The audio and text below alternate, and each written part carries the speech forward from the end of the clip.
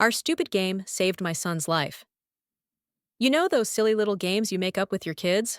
The ones that only make sense to the two of you? Yeah. Ours was called The Secret Knock. It started as a joke. 3 quick taps on the wall meant, I love you, and 2 slow ones meant, come here, Dad. I never thought that stupid little game would one day be the reason my son survived. But last Thursday night, it happened. And I can't stop replaying that sound. Those 3 faint knocks. The ones that told me he was still alive.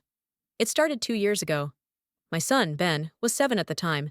He was shy, painfully shy, the kind of kid who hides behind your leg when people talk to him.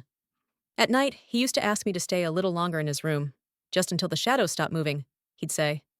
One night, while trying to make him laugh, I told him we needed a super secret spy knock. We practiced it on the wall between our bedrooms. Knock, knock, knock, pause, knock, knock. He giggled, tried to copy it, and after that night, it became our thing. If he ever felt scared or needed me but didn't want to shout, he'd tap it on the wall. Sometimes at 2 a.m., I'd hear those tiny knocks, and I'd smile, go in, tuck him back under the blanket, and he'd fall asleep almost instantly. Our little game became a comfort, a quiet promise between us, that no matter what, I'd always come when he called. Every morning, he would greet me with a grin, recounting the tiniest adventures of his dreams, and I realized how important these small rituals were. We started expanding the game. Secret signals at breakfast, silent winks across the living room, tiny notes hidden in pockets. It became our language, private and unbreakable. We even started adding layers, different sequences for different messages, a whole system of taps, knocks, and pauses. It became almost like a secret code, a silent world between us. The joy on his face when I decoded a message always made my day. Our game grew into elaborate stories, missions, and adventures we pretended to embark on together. We drew maps, left hidden notes, and created little obstacle courses in the house, each step carefully choreographed with taps and knocks as our communication method. Fast forward to last week, we'd just moved into a new house. Old place, creaky floors, thin walls. Ben loved it. There was a tree right outside his window, perfect for climbing, he said. The neighbors seemed quiet and friendly at first, but something about the way they looked at us made me uneasy. I shrugged it off, just the typical moving-in nerves. But even in the daylight, I felt watched.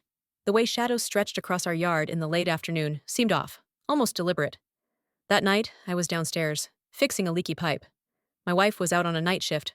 She's a nurse. It was quiet, just the hum of the fridge and the dripping faucet. Then, I heard it.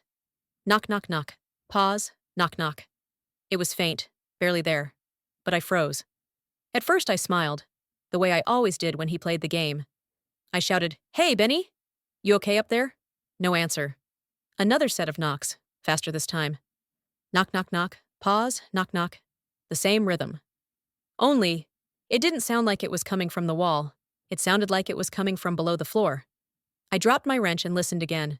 3 quick, 2 slow. It was him. I knew it. But how could it be under the floor? I sprinted upstairs. His room was empty. The window was open, curtains moving in the wind. My heart stopped. I screamed his name again and again. My hands were shaking. Panic clawed at me as I ran through the rooms, searching for any sign of him.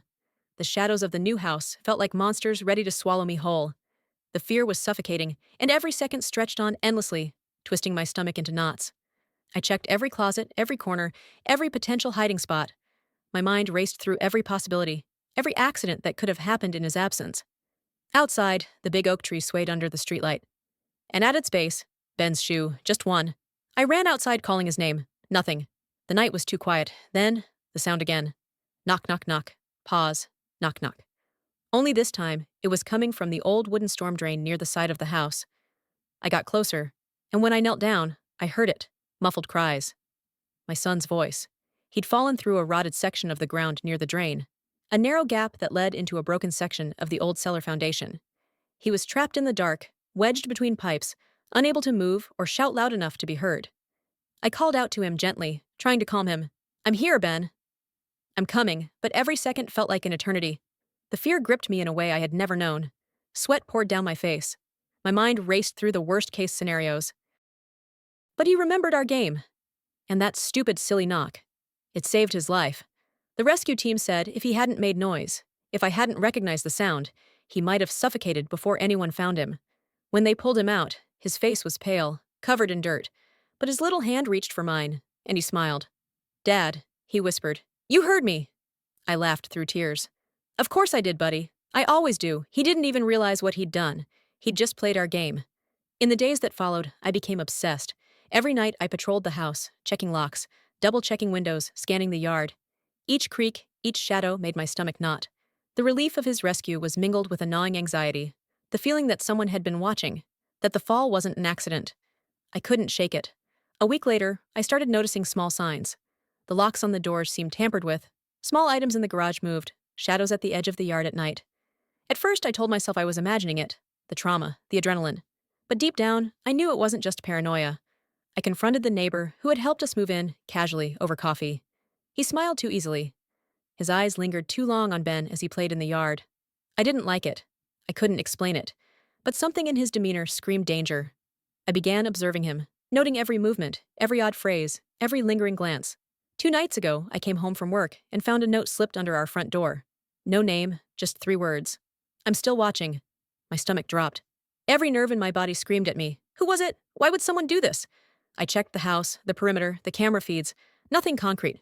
Just the feeling of being watched, of someone always close enough to see, close enough to interfere. That stupid game, the one that saved Ben, now felt like the only connection to the safe world he had. I started sleeping in shifts with him, keeping one eye on every window, every sound. Sometimes, I would hear knocks that weren't part of our game. Irregular, hesitant, like a warning. My paranoia grew. The feeling of safety had evaporated. We weren't out of danger. I began documenting everything. Timestamps of knocks, patterns in the yard, possible entrances, the neighbors' movements. My notes filled notebook after notebook. Every sound, every glance, every subtle change was a potential clue. The house became a labyrinth of vigilance. I installed new cameras, motion sensors, alarms. But even with all these precautions, every sound made my heart race. Every late-night breeze, every branch scratching against a window, every car passing slowly down the street, I felt the threat looming closer. Every night we play the game. 3 quick, 2 slow. I hold him close. Every tap carries double weight now, love and fear intertwined. I whisper reassurances, telling him it's safe, that everything is okay. But deep down, I know it isn't. Someone is still out there, still involved in what happened. I've considered moving again, but the thought of repeating this nightmare terrifies me. Each day, I balance between normality and hyper-awareness. Ben still plays, still smiles, but the innocence is tinged with the shadow of fear I cannot shake. I've expanded the game to include emergency codes for different situations, drills for how to react, and even signals for hidden messages if we need to escape. The house has become a living map of strategies, with every corner and crevice planned out in our secret language. I check the cameras, the locks, and even the weather patterns. I know how dangerous complacency can be. The external threat is not gone, not in my mind, not in reality. Each night, I rehearse scenarios, preparing for every contingency. Every day is filled with small checks, precautionary measures, and mental rehearsals of worst-case scenarios. Even now, the sound of 3 quick knocks, followed by 2 slow ones, sends shivers down my spine. It is no longer just a game. It is a lifeline, a warning, and a reminder of the fragility of our lives. If this story moved you, take a second to like the video and subscribe.